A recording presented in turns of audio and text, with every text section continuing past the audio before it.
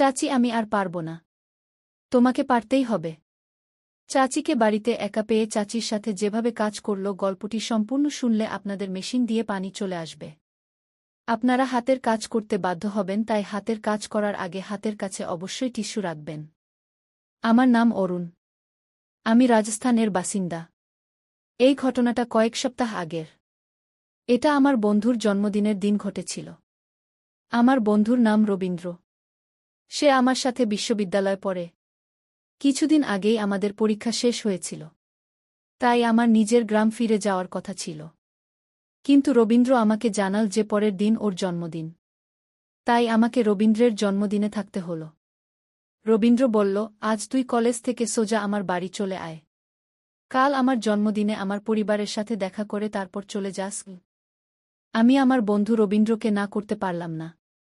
আমি একটু নরম মনের মানুষ। ওকে নিরাশ করতে পারলাম না। সন্ধ্যা ৬ আমি আমার হোস্টেল থেকে জিনিসপত্র গুছিয়ে নিলাম। তারপর রবীন্দ্রের বাইকে চেপে ওর বাড়ি পৌঁছে গেলাম। রবীন্দ্র ওর বাড়ির বেল বাজাল।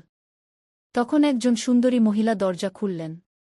ওনার বয়স সম্ভবত ৩৮ বছর হবে। রবীন্দ্র সঙ্গে সঙ্গে বলল, অরুণ, ইনি আমার চাচি। তারপর ওর চাচিকে বলল, মা, এ হল অরুণ, আমার খুব কাছের বন্ধু। রবীন্দ্রের চাচি বললেন, হ্যাঁ, রবীন্দ্র বলেছিল। এসো অরুণ, ভেতরে এসো। আমি তোমাদের দুজনের জন্য জুস আনছি গু। বন্ধুরা, রবীন্দ্রের চাচির নাম রিনা। আমি পরে জানতে পারলাম যে রবীন্দ্রের বাবা মারা গেছেন। তিনি অনেক বছর আগেই গত হয়েছেন। রিনা চাচির বয়স ছিল ৩৮ বছর। কিন্তু ওনাকে কোনোভাবেই ৩৮ বছরের মনে হচ্ছিল না। রিনা চাচি খুব সুন্দরী আর তরুণী দেখতে ছিলেন। ওনার আকর্ষণ দেখার মতো ছিল। কিছুক্ষণ পর রিনা চাচি জুস নিয়ে এলেন। উনি আমার পাশে বসলেন আর আমার সম্পর্কে প্রশ্ন করতে লাগলেন। যখন রিনা চাচি আমার সাথে কথা বলছিলেন আমার একটু লজ্জা লাগছিল। কারণ আমি স্বভাবগতভাবে একটু লাজুক। রিনা চাচি কথা বলছিলেন, এমন সময় রবীন্দ্র বলে উঠল, মা, আমি বাজার থেকে জিনিস আনতে যাচ্ছি। দোকানদারের ফোন এসেছিল। বাকি জিনিসগুলোও নিয়ে আসব। ততক্ষণে আপনি অরুণকে আমার ঘরটা দেখিয়ে দিন আর অরুণের জিনিসপত্রগুলো রেখে দিন গু। রিনা চাচি সম্মতিসূচক মাথা নাড়লেন। তারপর রবীন্দ্র জিনিস আনতে চলে গেল। রবীন্দ্রের বাড়িতে রবীন্দ্র, ওর চাচি আর ওর বোন থাকে। রিনা চাচি জানালেন যে রবীন্দ্রের বোনের নাম প্রিয়া। প্রিয়া চণ্ডীগড়ে সরকারি চাকরি করে। ও ওখানেই থাকে আর শনিবার করে বাড়ি আসে। এই কথাগুলো বলতে বলতে রিনা চাচি বললেন, অরুণ, তোমার আঙ্কেল চলে যাওয়ার পর আমরা খুব একা হয়ে গেছি। ওরা দুজন বাইরে থাকায় আমার মন টেকে না। বাড়িটা ফাঁকা ফাঁকা লাগে গু। তখন আমি বললাম, কোনো ব্যাপার না রিনা চাচি, কিছুদিন পর রবীন্দ্রের বিয়ে দিয়ে দিন। যখন বোমা আসবে তখন আপনার মনও বসবে আর পরিবারও পূর্ণ হবে গু। এটা শুনে রিনা চাচি বললেন, অরুণ, তোমার আঙ্কেলের অভাবটা সবসময় অনুভব করি। এখন আমার বয়স ৩৮ বছর। বাকি জীবনটা কিভাবে কাটবে? আমি রিনা চাচির চোখের দিকে তাকালাম। ওনার চোখে গভীর বিষণ্ণতা ছিল। একজন জীবনসঙ্গীকে হারানোর কষ্ট স্পষ্ট দেখা যাচ্ছিল। আমি কথাটা হালকা করার জন্য বললাম, কোনো ব্যাপার না রিনা চাচি, যেমন ৩৮ বছর কেটে গেছে তেমনিই বাকিটাও কেটে যাবে। আচ্ছা চাচি, আপনি আমাকে রবীন্দ্রের ঘরটা দেখিয়ে দিন যাতে আমি আমার জিনিস রাখতে পারি। আর আমাকে ফ্রেশও হতে হবে। বাথরুমটাও বলে দিন কোথায় গু। রিনা চাচি আমাকে রবীন্দ্রের ঘরে নিয়ে গেলেন। আমি আমার ব্যাগটা সেখানে রাখলাম। এরপর রিনা চাচি বললেন, অরুণ, আমার ঘরের বাথরুমটা ব্যবহার করে নাও। রবির বাথরুমে এখন জল আসছে না গি। রিনা চাচি আমার জন্য টবে জল ভরে দিলেন। আমি আমার জামাকাপড় নিয়ে বাথরুমে চলে গেলাম। আমি স্নান করছিলাম, এমতাবস্থায় রিনা চাচি বাইরে থেকে আওয়াজ দিলেন, অরুণ, তাড়াতাড়ি নীল বোতামটা টিপে দে। ট্যাঙ্ক ভরে গেছে গু। আমি সেখানে কোনো নীল বোতাম দেখতে পেলাম না। আমি বললাম, রিনা চাচি, আমি জানি না কোথায় আছে গু। রিনা চাচি বললেন, অরুণ, তাড়াতাড়ি দরজা খোল। পাশের বাড়ির রাজেশ আঙ্কেলের বাড়িতে জল চলে যাচ্ছে গি। আমি তাড়াতাড়ি তোয়ালে জড়িয়ে দরজা খুলে দিলাম। রিনা চাচি ভেতরে এলেন আর কোণের দিকে একটা বোতাম টিপলেন।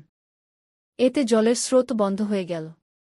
তারপর রিনা চাচি আমার দিকে তাকালেন আর বললেন, অরুণ, তুমি কি জিমটিম করো? আমি হালকা হেসে জবাব দিলাম, হ্যাঁ রিনা চাচি, আগে করতাম। এখন পড়াশোনার জন্য ছেড়ে দিয়েছি গু। রিনা চাচি হাসলেন। ওনার হাসিতে কেমন যেন একটা অদ্ভুত অস্বস্তি ছিল। রিনা চাচি বললেন, তাড়াতাড়ি তৈরি হয়ে নে অরুণ।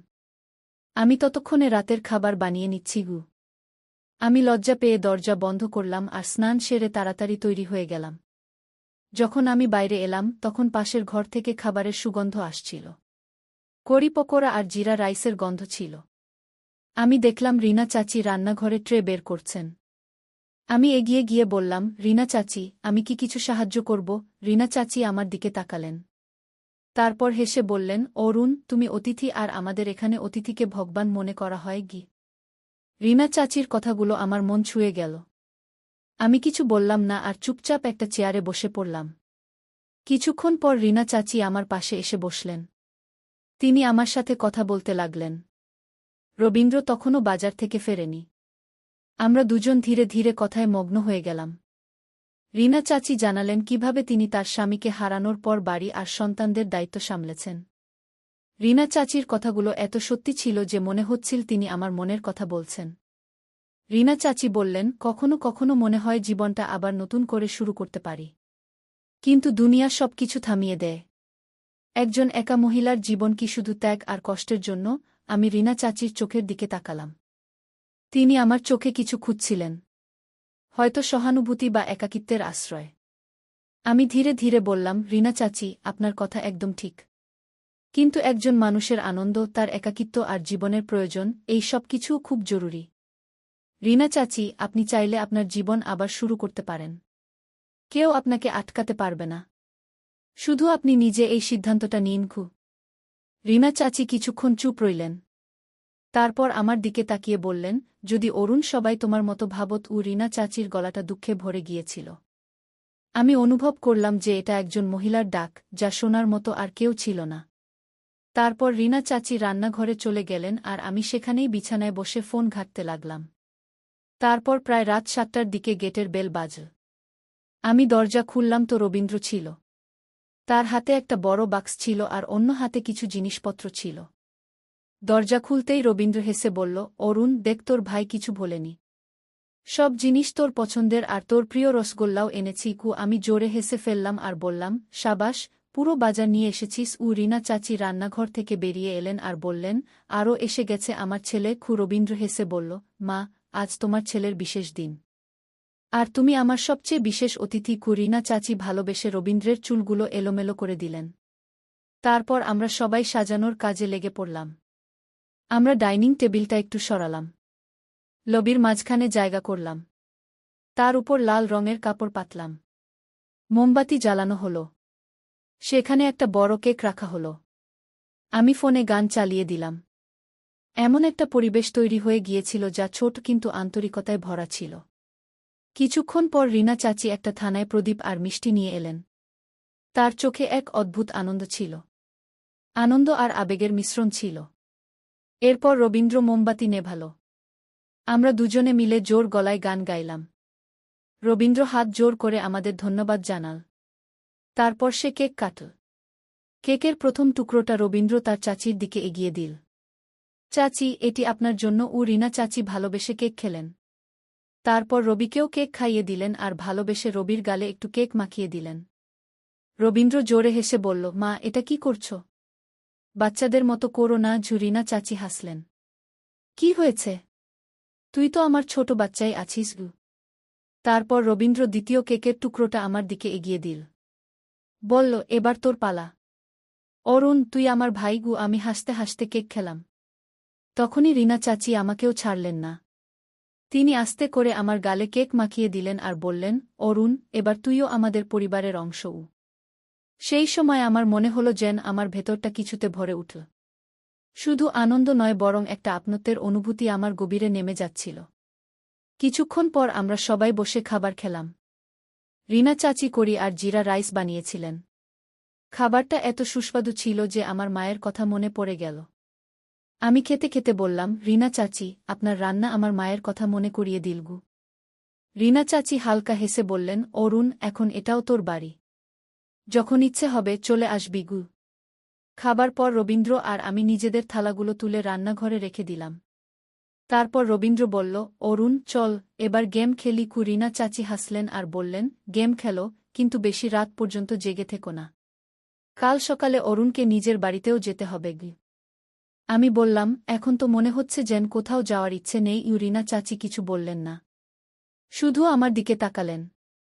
তার চোখে এক অদ্ভুত একাকিত্ব ছিল, যেন তিনি কিছু বলতে চান কিন্তু বলতে পারছেন না। সেই রাতে যখন সবাই শুতে চলে গেল, আমি বিছানায় শুয়েছিলাম। রবীন্দ্র গভীর ঘুমেছিল। তার নাক ডাকার হালকা আওয়াজ ঘরে প্রতিধ্বনিত হচ্ছিল। কিন্তু আমার ঘুম আসছিল না। হয়তো ঘরের পরিবেশ শান্ত ছিল বা কিছু যেন বদলে গিয়েছিল। আমি বারবার পাশ ফিরছিলাম। তারপর বালিশটা ঠিক করলাম, কম্বলটা টানলাম, একবার চোখ বন্ধ করে গভীর শ্বাসও নিলাম। কিন্তু ঘুম অনেক দূরে ছিল। কিছুক্ষণ পর যখন অস্বস্তি বাড়ল, আমি ফোনটা তুলে রিলস দেখতে লাগলাম। ঘরে হালকা অন্ধকার ছিল। আমি রবিকে না জাগিয়ে আস্তে করে বিছানা থেকে নামলাম। ফোনের লাইট অন করলাম আর ধীর পায়ে রান্নাঘরের দিকে এগোলাম। বাড়িটা একদম শান্ত ছিল, যেন দেওয়ালগুলো গভীর ঘুমে আচ্ছন্ন। রান্নাঘরে পৌঁছে আমি একটা জগ তুললাম আর ধীরে ধীরে জল খেলাম। জল খেয়ে শরীরে একটা সতেজ ভাব এল। তেষ্টা মেটায় একটু ভালো লাগল। আমি গ্লাসটা রেখে যেই পিছনে ঘুরেছি, রান্নাঘরের আলোটা হঠাৎ জ্বলে উঠল। আমি একদম ভয় পেয়ে গেলাম, যেন ঘুমের মধ্যে কোনো ভয়ানক স্বপ্ন দেখে ফেলেছি। সামনে রিনা চাচি দাঁড়িয়েছিলেন। উনি নীল শাড়ি পরেছিলেন, চুল খোলা ছিল, ওনার চোখে ঘুম জড়ানো ছিল, কিন্তু ওনার দৃষ্টিতে অন্য কিছু ছিল। রিনা চাচি হালকা হাসলেন আর মিষ্টি গলায় বললেন, অরুণ জল খেতে এসেছ? আমি একটু ঘাবড়ে গিয়ে হেসে উত্তর দিলাম, হ্যাঁ রিনা চাচি, ঘুম আসছিল না, ফোন ঘাঁটছিলাম, তারপর তেষ্টা পেলগু। রিনা চাচি কিছু বলতে গিয়ে থামলেন। আমি জিজ্ঞাসা করলাম, চাচি আপনারও জল লাগবে? উনি শুধু মাথা নেড়ে হ্যাঁ বললেন। আমি সেই জগেই আবার জল ভরলাম আর রিনা চাচির দিকে এগিয়ে দিলাম। যখন ওনার হাত আমার হাতে স্পর্শ করল, আমার শরীরে যেন বিদ্যুৎ খেলে গেল। আমার শরীরটা হালকা কেঁপে উঠল। রিনা চাচি জগটা নিলেন আর আমার চোখের দিকে তৃষ্ণার্ত দৃষ্টিতে তাকিয়ে রইলেন। তারপর হালকা হেসে বললেন, ধন্যবাদ অরুণ। আমি চোখ নামিয়ে নিলাম। কোনো ব্যাপার না চাচি, আমি আস্তে করে বললাম। ঢোক জল খেলেন। তারপর রান্নাঘরের দেওয়ালে হেলান দিয়ে দাঁড়িয়ে পড়লেন। শান্ত ঠান্ডা পরিবেশে এখন হালকা উষ্ণতা ছিল। রিনা চাচি ধীরে গলায় বললেন, অরুণ কখনো কখনো এই একলা রাতগুলো খুব লম্বা মনে হয়, তাই না? আমি ওনার চোখের দিকে তাকালাম। ওনার চোখে একাকিত্ব স্পষ্ট দেখা যাচ্ছিল, যেন উনি কিছু বলছেন আবার কিছু লুকাচ্ছেন। আমি বললাম, হ্যাঁ রিনা চাচি, কিছু একলা রাত ঘুমিয়ে আসতে দেয় না গে। উনি হালকা হাসলেন। আমি ভাবলাম এবার ঘরে ফিরে যাই। আমি ধীরে ধীরে পিছনে ঘুরলাম আর নিজের ঘরের দিকে এগোতে যাচ্ছিলাম। তখনই পিছন থেকে রিনা চাচির গলা ভেসে এল, অরুণ দাঁড়াও। আমি একদম থেমে গেলাম। পিছনে ঘুরে তাকালাম। রিনা চাচি আমার দিকে অদ্ভুত দৃষ্টিতে তাকিয়েছিলেন আর বললেন, তোমারও তো ঘুম আসছে না গি? আমারও না গি। চলো আমার ঘরে কিছুক্ষণ গল্প করি গি, হয়তো তোমারও ঘুম চলে আসবে গি। রিনা চাচির গলায় কোনো দ্বিধা ছিল না। আমি হালকা হেসে বললাম, ঠিক আছে চাচি। রিনা চাচি জগটা ফ্রিজে রাখলেন। তারপর রান্নাঘর থেকে বেরিয়ে গেলেন। আমি ওনার পিছনে পিছনে চললাম। রিনা চাচির ঘরটা বাড়ির অন্যদিকে ছিল। ঘরটা পরিষ্কার পরিচ্ছন্ন ছিল। হালকা ক্রিম রঙের দেওয়াল ছিল। জানলা দিয়ে চাঁদের আলো আসছিল, যা ঘরটাকে আরও বিশেষ করে তুলেছিল। রিনা চাচি বিছানার এক কোণে বসলেন আর মিষ্টি হেসে আমার দিকে তাকালেন। বললেন, এসো অরুণ, তুমিও বসো গু। আমি আরামে ওনার পাশে বসলাম। ঘরে একটা শান্তিদায়ক অনুভূতি ছিল, যা হয়তো আমার নিজের বাড়িতেও পাওয়া যায় না। রিনা চাচি আমার দিকে তাকিয়ে বললেন, অরুণ কোনো ভালো মুভি থাকলে চালাও তো গু। যতক্ষণ ঘুম না আসে আমার মনটা লেগে থাকবে গু। আমি ফোন বের করে বললাম, রিনা চাচি একটা খুব ভালো মুভি আছে গু। একটু রোমান্টিক, একটু ড্রামা, কিন্তু গল্পটা দারুণ গু। দেখবেন? রিনা চাচি হাসলেন। তোমার পছন্দ যখন, ভালোই হবে। চালাও। আমি ফোনটা ঘোরালাম। মুভিটা চালিয়ে ফোনটা আমাদের মাঝে রাখলাম। আমরা দুজনেই বিছানায় বসে মুভি দেখতে লাগলাম। মাঝে মাঝে যখন কোনো ইমোশনাল সিন আসত, আমি রিনা চাচির চোখের দিকে মন দিয়ে দেখতাম। উনি চুপচাপ মুভি দেখছিলেন, কিন্তু ওনার চোখে কিছু একটা চলছিল। আমি এবার ওনার একটু কাছে সরে এসেছিলাম। আমাদের কাঁধ দুটো প্রায় ছুঁই ছুঁই করছিল, কিন্তু মাঝের বাতাসে এখন জড়তা কম ছিল। রিনা চাচি ওনার শাড়ির আঁচলটা সামলে নিয়ে বললেন, অরুণ, মাঝে মাঝে নিজের গলার আওয়াজেই ভয় লাগে গু। অনেক সময় হয়ে গেল গু, কারো সাথে ভালো করে কথা বলিনি, যেন মনের ভাষাটাই ভুলে গেছি উ। আমি আস্তে করে বললাম, মনের ভাষা কেউ ভুলে না চাচি উ, শুধু শোনার আর বোঝার মতো একজন লোক চাই উ। এটা শুনে রিনা চাচি কিছুক্ষণ চুপ করে গেলেন। ওনার মুখে হালকা হাসি ছিল, হয়তো এই ভেবে যে কেউ ওনার কথা বুঝতে পেরেছে। বাইরে ঠান্ডা হাওয়া বইতে শুরু করেছিল। জানলার একটা কোণ হালকা কাঁপছিল। ঘরে ঠান্ডা হাওয়া ঢুকছিল।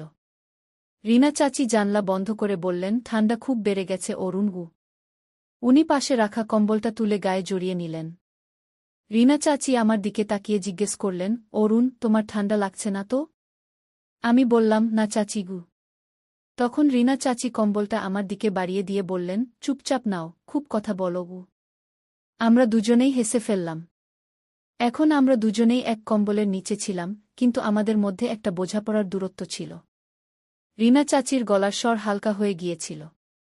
মাঝে মাঝে মনে হয় যেন আমি নিজের থেকে পালাচ্ছি গু। তোমাকে দেখে পুরনো স্মৃতিগুলো তাজা হয়ে যায় উ। কাউকে নিজের মতো মনে হয় গি। আমি রিনা চাচির দিকে তাকালাম। ওনার চোখে জল ছিল। আমি আস্তে করে জিজ্ঞেস করলাম, রিনা চাচি, আপনি কি কখনো কাউকে এত ভালোবেসেছেন যে নিজেকে হারিয়ে ফেলেছেন? রিনা চাচি কিছুক্ষণ চুপ রইলেন। তারপর উনি মাথা নিচু করে বললেন, অরুণ, অনেক আগে, কিন্তু তখন বয়স খুব কম ছিল উ। এখন আমাকে বোঝার মতো কেউ নেই গি। অরুণ, আমি যদি তোমাকে কিছু বলি, তুমি কি শুধু শুনবে? কোনো অজুহাত না দেখিয়ে গি। আমি ওনার চোখের দিকে তাকিয়ে বললাম, রিনা চাচি, আমি আপনার কথাই শুনতে এসেছি উ। রিনা চাচি আমার কথা শুনে চুপ করে রইলেন। ওনার মুখে একই সাথে অনেকগুলো ভাব ফুটে উঠল। লজ্জা, কিন্তু তারপরেই সাহস। রিনা চাচি একটা লম্বা শ্বাস নিলেন আর বলতে শুরু করলেন, অরুণ, আমার স্বামী রমেশ খুব ভালো মানুষ ছিলেন গু। কিন্তু জীবন ওনার সাথেও কঠোর ছিল উ। উনি প্রায়ই বাইরে থাকতেন, কাজে ব্যস্ত উ। আমি একাকিত্ব অনুভব করতে শুরু করলাম ঘ। বিয়ের পর মনে হতে লাগল আমি যেন শুধু বাড়ির কাজের লোক হয়ে গেছি উ। তারপর একদিন কেউ আমাকে অনুভব করাল গু। কেউ আমাকে ভালোবাসার দৃষ্টিতে দেখল গু। সেই দৃষ্টিতে ভালোবাসা আর সম্মান ছিল উ। হয়তো একটু মায়াও উ। সেই ব্যক্তি আমার কাছে কিছুই চায়নি গি। শুধু মিষ্টি মিষ্টি কথা বলেছে গি। সেই কথাগুলো আমার জন্য সারা জীবনের শান্তি ছিল, যা আমি এখন ভুলে গিয়েছিলাম গু। সেই অনুভূতি যে আমিও কেউ ঘ। কিন্তু এই সব কিছু রমেশের থেকে লুকিয়েছিল গু। এইটুকু বলে রিনা চাচি চুপ করে গেলেন। আমি আস্তে করে জিজ্ঞেস করলাম, তারপর কি হল চাচি? রিনা চাচি আমার দিকে ভালো করে তাকিয়ে বললেন, অরুণ, একদিন সব বরবাদ হয়ে গেল উ। কেউ আমাদের দেখা করতে দেখে ফেলেছিল আর রমেশকে সব বলে দিয়েছিল উ। আমি কোনো ভুল করিনি অরুণ গু। শুধু একটা টান ছিল উ। কিন্তু একজন মহিলার টানও কি অপরাধ? আমি রিনা চাচিকে কিছুই বলতে পারলাম না। রিনা চাচি বললেন, সেই ব্যক্তি চলে গেল গু। রমেশ আমার সাথে অনেক দিন কথা বলেননি গি। তারপর যখন বললেন, শুধু এইটুকুই বললেন, রিনা, এবার যা করার বাড়ির ভেতরে করবে, বাইরে নয়। তারপর থেকে রমেশ আমার সাথে কোনো কথা বলেননি গি। আমি ভেতরে ভেতরে গুমরে মরতে থাকলাম ঘ। আমি রমেশের সাথে কথা বলার অনেক চেষ্টা করেছি উ। আমি চাইতাম ওনাকে সব বলতে যে আমি কোনো ভুল করিনি গি। শুধু একটা একাকিত্ব ছিল আর সেই একাকিত্বে কারোর কথা আমাকে বাঁচার আশা দিয়েছিল উ। মনের একটা কোণ যা খালি ছিল সেটা ভরে থাকত উ। কিন্তু রমেশ কখনো আমার চোখের দিকে তাকাননি গি। আমি প্রতিদিন ওনার আসার অপেক্ষা করতাম গি। ওনার পাশে বসতাম এই আশায় যে হয়তো আজ উনি আমাকে কিছু জিজ্ঞেস করবেন গু। কিন্তু উনি সবসময় চুপ থাকতেন ঘ। বন্ধুরা, এই ছিল আমাদের ছোট্ট গল্প। যদি আপনাদের এই গল্পটা ভালো লেগে থাকে, তাহলে লাইক করুন আর বন্ধুদের সাথে শেয়ার করুন। ভবিষ্যতেও এমন রোমাঞ্চকর গল্পের জন্য আমাদের চ্যানেল অবশ্যই সাবস্ক্রাইব করুন। ধন্যবাদ।